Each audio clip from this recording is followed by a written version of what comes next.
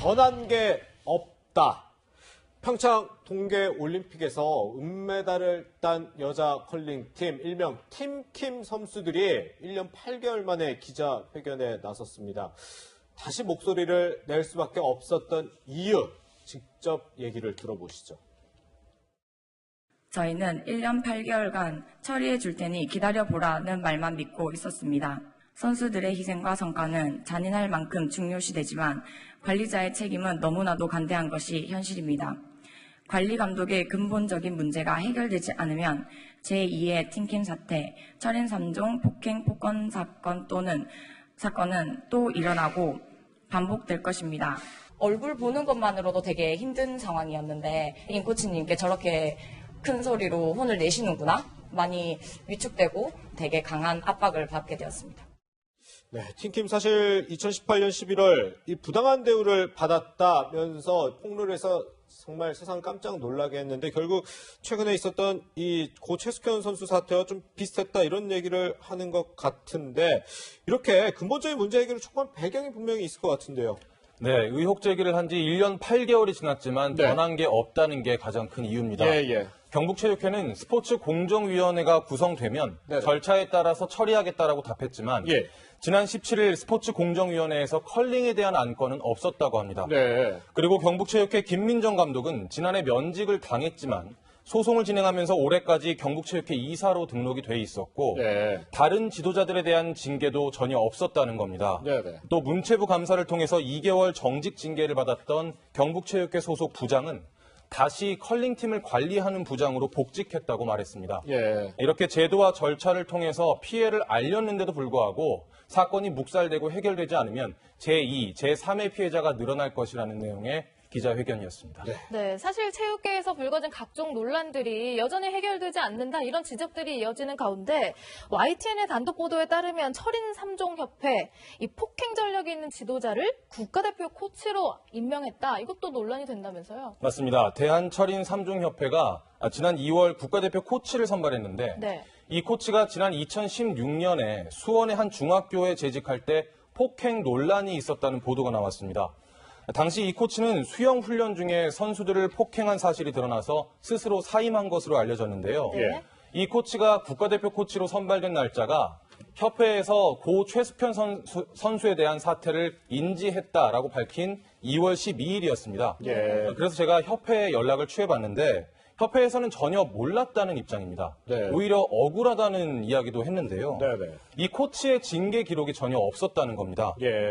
그러면서 협회 차원에서도 사실관계를 분석하기 위해서 조사 중이라고 밝혔습니다. 예. 네, 고 최숙현 선수의 사건이 아직 종결되지도 않은 상태에서 사실 이런 얘기 들으면 개선 의지가 있나 하는 생각이 좀 들긴 합니다. 네. 근데 이런 가운데 여성가족부가 경북체육회 성희롱 방지 조치가 부실하다는 사실을 지난해 이미 알고 있었다 이런 얘기도 지금 나오는데 정부가 체육계 고질적인 인권 문제를 제때 공론화하지 않은 것 아니냐 이런 비판의 목소리가 나오고 있어요. 네, 충분히 문제 제기가 타당하다 이렇게 보는 네, 이유가 이 문제가 있는 체육회였다는 걸 여가부에서 지적을 했었습니다. 네. 어떤 내용이었느냐? 사실은 성희롱, 성폭력 예방 교육, 그러니까 4종 이제 폭력 예방 교육을 다 받아야 되는데요. 네, 네. 이제 그런 여러 가지 이제 단체나 기관들 중에 그 교육에 이수하는 이제 그 직원들의 비율이 70%를 넘지 않으면은 그러면 사실은 이제 그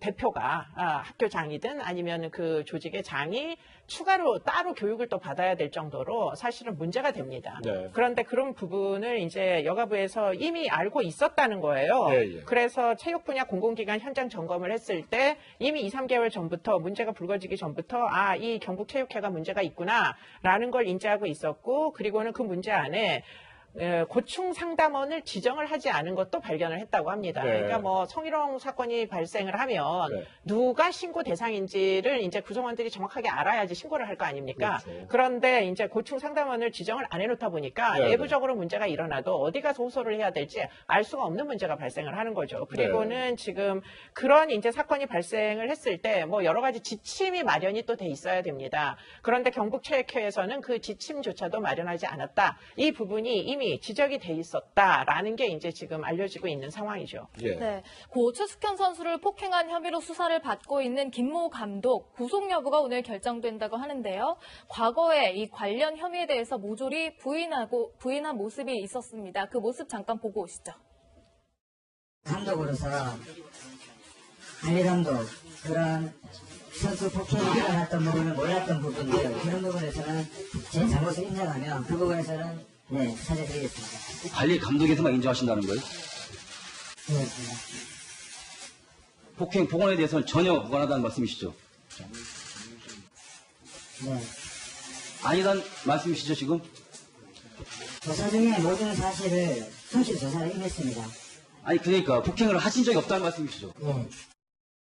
이 김모 감독이 그러니까 관리 감독에서만 조금 잘못을 인정했을 뿐 폭행, 폭언 이런 것들은 계속 부인을 한 모습을 보고 오셨는데 이런 태도로 봐서는 오늘 심사에서도 태도가 좀 바뀌었을 것 같지는 않아요. 네, 뭐 지금 이런 태도 굉장히 좀 지양해야 되는 사실 문제가 발생하면 그때는 이미 인정을 하고 뭔가 이제 회복을 위한 노력들을 해야 되는데 네. 그러지 않는 이런 이제 몰렴치한 이제 태도를 지속적으로 보이고 있는데 문제는 이런 분들이 결국은 언론에 이제 알려지면 특히 이제 경주시청 사건은 사실 피해자가 사망했기 때문에 이것은 징계를 받지 않을 수 없잖아요. 네. 근데 문제는 징계를 받고 이런 분들이 모두 제자리로 돌아온다는 게 문제입니다. 네. 그렇기 때문에 징계가 일어난 이후에 대한 관리를 대체 어디서 해야 되느냐 네. 이 부분이 지금 이제 문제로서 부각되는 거죠. 네. 지금 이 김모 감독의 구속 여부를 결정하는 영장 실질 심사 오후 2시 30분부터 시작이 됐습니다. 취재진들이 이 김 감독에게 이 영장 심사 출석할 때 이렇게 물었다고 합니다. 피해자와 그 가족에게 할 말이 없느냐? 혐의를 인정하느냐? 이렇게 물었지만 김 감독 역시나 묵묵부답 아무 답변도 하지 않고 영장 실질 심사 들어갔다고 합니다. 내일은요 국회 문화체육관광위원회에서 이 사건 고 최숙현 선수 사건과 관련해서 또 청문회가 예정이 돼 있는데 구 기자 지금 어떻게 이 가해자로 지목된 사람들 출석을 한답니까? 어떻게 한답니까? 네, 국회에서 동행 명령장을 발부한 상태입니다. 출석을 안 한다고 하니까요. 예, 불출석 사유서를 제출을 했었는데요. 네, 네. 그것을 거부하고 동행 명령장을 발부해서 예. 출석을 하게끔 만들어 놨습니다. 예, 예. 그래서 사실상 오늘 김 감독이 구속이 되든 안 되든 네. 출석을 할 수 있도록 네, 조치를 해놓은 상황인데요. 예. 이 동행 명령을 거부하면 처벌을 받을 수 있습니다. 네. 그리고 내일 청문회에는 고 최숙현 선수의 어머니도 출석해서 그렇군요. 예, 증인들의 이야기를 들을 예정인 것으로 알려졌습니다. 예. 보도에 따르면 최 선수의 어머니는 내 앞에서도 안 때렸다고 할 것인지 듣고 싶다. 이런 네. 이야기를 했다고 하는데 네네. 지난 6일에 국회에서 김 감독을 비롯한 증인들이 혐의를 부인할 때도 매우 분노했던 것으로 알려졌습니다. 네. 네, 교수님 반복되는 체육계 갑질 폭행 사건 저희가 여러 번 지금 전해드리고 있는데 끊어낼 수 있을까 궁금하는 목소리도 많아요. 사실은 지금 끌어내기가 이게 굉장히 어렵지 않느냐. 왜냐하면 이제 이 훈련을 하는 방식 자체가 외부와 차단하고 숙박을 하면서 거기서 자기네들끼리만 이제 생활을 하다 보니까 예, 예. 내부적으로 일어나는 가혹행위나 폭행 이런 것들을 외부에 알리기가 일단 굉장히 어렵다는 거예요. 네. 그렇기 때문에 지금 관리 감독 또는 모니터링을 하는 절차, 아까도 얘기한 대로 지침 같은 것들을 마련해서 피해자가 발생하면 즉시 신고를 하고 네. 고충 상담원을 통해 가지고 그것이 외부의 기관에 접수가 돼서 외부 기관에서 즉시 현장 조사를 나가고 그것이 인권위원회가 됐든 어디가 됐든 제3의 기관들이 이런 이제 여러 가지 내부적인 갑질과 폭행을 감시 감독하는 기능을 좀 발휘를 해야 되지 않느냐. 무조건 체육회에다 맡겨놓는 게 올바른 일이냐. 이런 네. 부분에서 사실 좀 궁금증이 듭니다. 절대 그게 적합하다고는 보이지가 않는다는 거죠. 네. 네. 체육계에서 불거져 나온 각종 논란들 그 후의 이야기까지 좀 짚어봤고요. 저희는 다음 사건 돋보기 한번 열어보겠습니다.